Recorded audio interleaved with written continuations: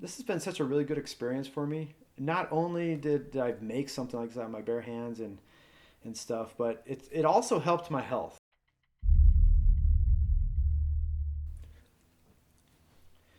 And so I built this hut and I documented it and I put it on YouTube.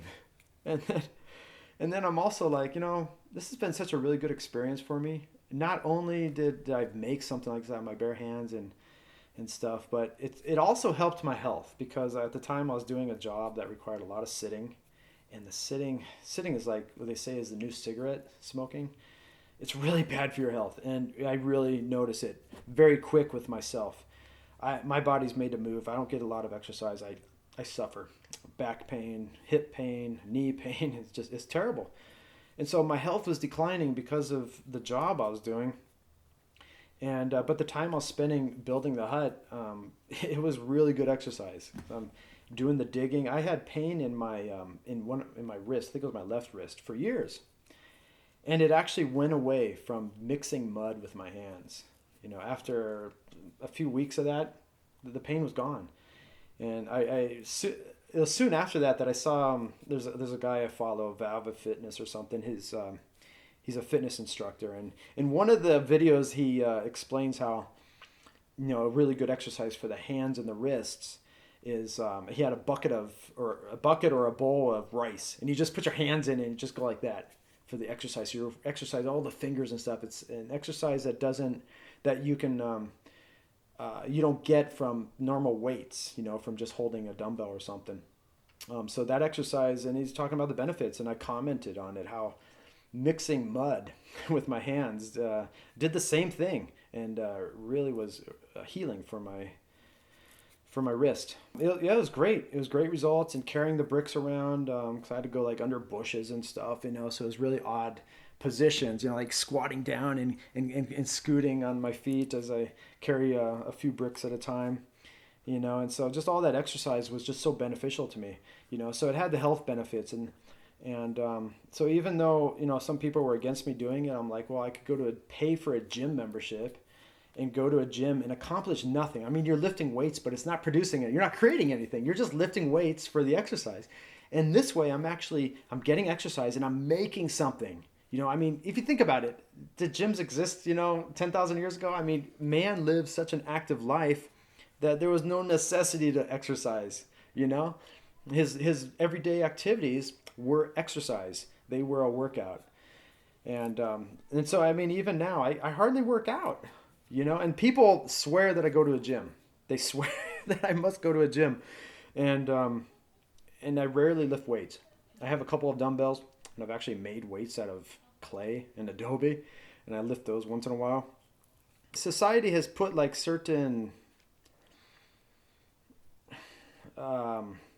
expectant what they expect from a person's behavior, how they do this and that, and it defines a lot of cultures. Every culture, they have a different way to dress.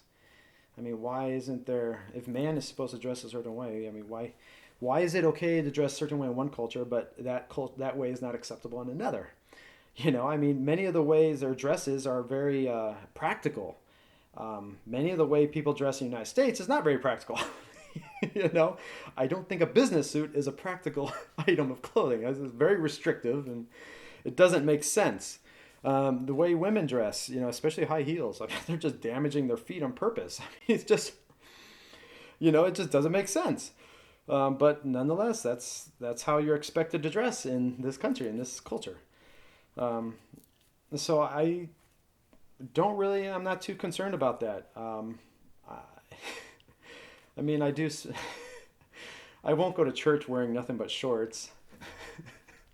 I mean, there's got to be a certain level of decency or respect, for others. And where would you draw that line?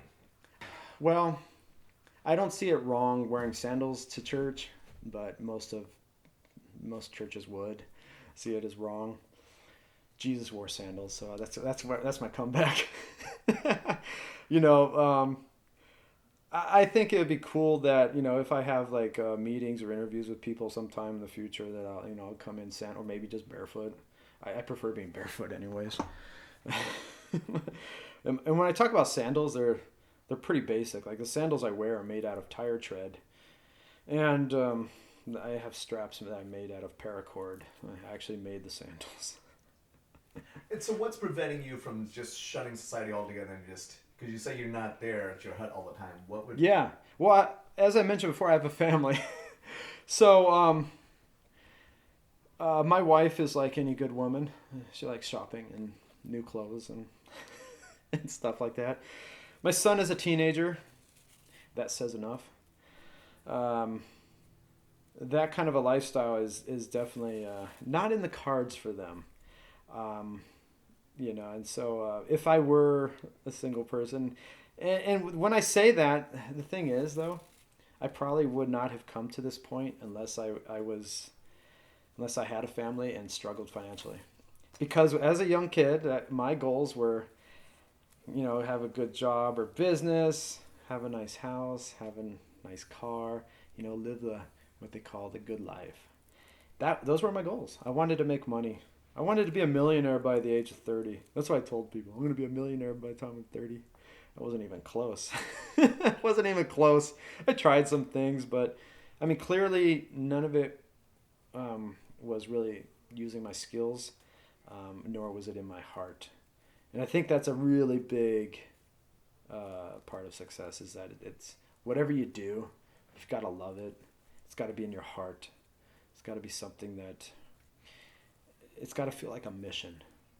You've got something to accomplish before you die. And I feel like that more and more as I get older. I feel more in a hurry to finish my work because I know I'm going to die. We are mortals and our body's going to quit. If you were single, you'd be out there on your own, right? Could you see yourself like living out there 24/7? Yes, I would. It would be difficult at first. It would be difficult. My skill level right now would make it a lot easier than it would have been a year ago, or 2 years ago, or 3 years ago.